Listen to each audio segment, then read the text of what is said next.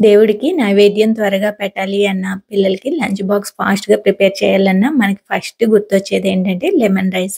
ఆ లెమన్ రైస్‌ని అందరూ చేసేదే అయినా, ఈ ఒక్క చిన్న టిప్‌తో చాలా టేస్టీగా ఈ లెమన్ రైస్‌ని ప్రిపేర్ చేసుకోవచ్చు. అయితే ఆ లెమన్ రైస్ రెసిపీని ఇప్పుడు నేను మీతో షేర్ చేసుకుంటున్నాను.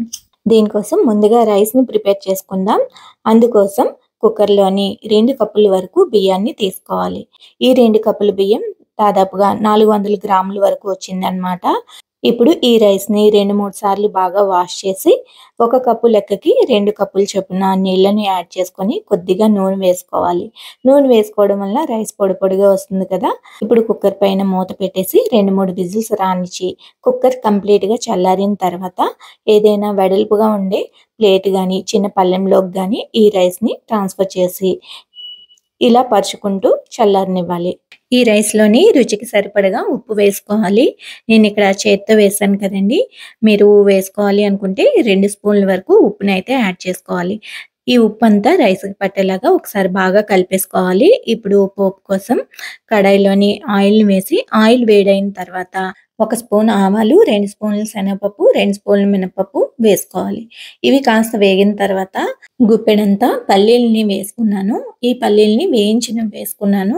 ఒకవేళ పచ్చి పల్లీలు వేసుకోవాలి అనుకుంటే పోపు వేయించే ముందుగానే పల్లీలని వేయించి, ఆ తర్వాత ఆవాలు, శనగపప్పు, మినపప్పు వేయించుకోవాలి.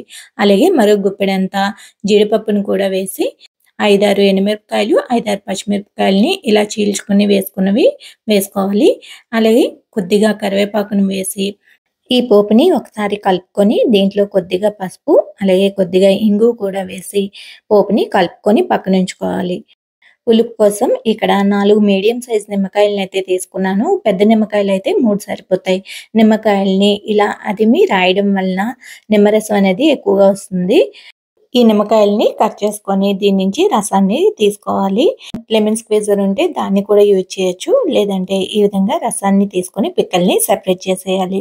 దీంట్లోని హాఫ్ స్పూన్ పంచదారని వేసి, పంచదార నిమ్మరసంలో కరిగేలాగా కలిపి ఉంచుకోవాలి. ఈ చిన్న టిప్‌తోని లెమన్ రైస్ టేస్ట్ అనేది చాలా బా వస్తుందండి. ఒక్కసారి ఇలా ట్రై చేసి చూడండి. లెమన్ రైస్‌ని మళ్ళీ ఇలాగే చేసుకుంటూ ఉంటారు.